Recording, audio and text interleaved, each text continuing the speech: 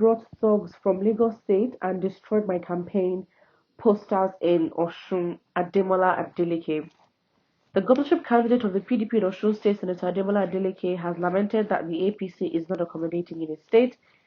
Ademola revealed some of his ordeals regarding the governorship race during his interview on Arise News.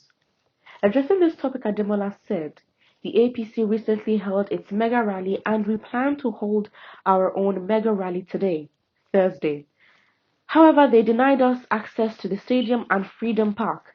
We were also hindered from using a technical school. I saw the governor during the Peace Accord event and I confronted him regarding why the PDP was denied from using the stadium and Freedom Park. Governor Yetola told me that he was not aware of the development and I urged him to call his people to order as we were expecting governors and party chieftains. He promised to do something about it, but nothing was done. This made us resort to using the PDP secretariat in Osun State." He continued, "The APC has not been accommodating as they have destroyed my campaign posters and billboards. The APC also brought thugs from Lagos State. They threatened not to leave the seat of power. The people of Osun State should be able to decide. I believe the security agencies are prepared." And he actually gave an interview on Arise TV, and you can watch it on their YouTube channel. Now, this is, I don't know what to say. I don't know if he should be surprised. I don't know what to say if this is not expected. I mean, take out the fact that there's a whole youth movement and Peter B movement. Okay, we get that. Great. But if we were going to go back to things as they were, this is not necessarily news. In fact, you sound like you're complaining because given the standards that are set in your country with the way politics go, I mean, this is literally, I mean, we're entering the campaign season. So this is not unusual for your posters to be torn. Again, even if you were to prove this, your Supreme Court is so compromised. I mean, your Supreme Court literally said your president does not even need a secondary certificate to become president. So what are you talking about? You know. So given, I mean, and of course, there are so many instances of injustices, and how even with the littlest of, of cases, your courts don't take things like this seriously. INEC itself is not an independent body because in a situation like this, you should be reporting to INEC, which should be the ones to, if it was to create, give sanctions or strikes, it's their body, but then that itself is compromised. The winning party, the president, will be the one to appoint those in INEC. So what is your point exactly? So it's a thing where you sound like you're complaining. Get over it in the most, I don't know, you should get over it. I mean, this,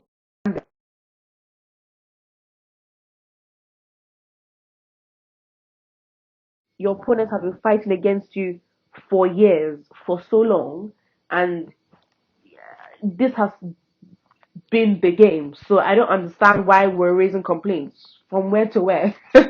And it's like your opponent APC is still going in the same direction. It's still using the same tactics as they did because they are strategists. So it just sounds like you're complaining. Just get over it. Like there are bigger issues. The elections are coming. We have Labour Party that is trying to assert themselves in the state. We also have the APC and we've got you. So focus on actually competing. I'm not saying that the standards and the rules of the game are fair and is how they should be in a sane community, in a sane society. It shouldn't be, but it's where you find yourselves. And you know, I if such accusations were raised against the Labour Party, for example, or another unknown party, we might also say the same thing as don't complain. But it's now a thing where the character of your opponent and what you're describing of them is not alien. It's not a hard for us to grasp. In fact, we may even believe 100% that your opponent allegedly has done that. Because we know from the past, the opposing party, APC, we know. So it's not a thing where we're going to come out and defend and be like, what? How can you say that about APC? They don't do that. They can't do that. It's like this has been the norm. So why are you raising issues now? That I think that would be an average reaction in this case. Let's look at the comment section. First, you guys better wake up. They're turning you against your own. PDP is just playing games with your head. I understand everyone desires to rule, but I advise you not to sabotage your brother, Tinubu. They are so desperate to the extent of using Obi as a smokescreen to divide the South votes and ensure PDP takes over again. I don't have issues with PDP taking over, but I have issues with the Northerner ruling us for another 8 years. PDP and APC should not even be, they should not even, personally, like, any other party but both of them can go forward in these elections. Those, they've had their time. How much grace do you want to give them? Sometimes it's not even the individual. I think sometimes we focus on the individual and what they did, but as much as we put importance on the individual, the party also, because again, the individual will only align with what the party mission is, with what the party's goals and aims are. And so the party would only put somebody in power that will facilitate whatever the goal is. So both of these parties have had a chance. They've had well enough. They've had their chances to make change, and they did not.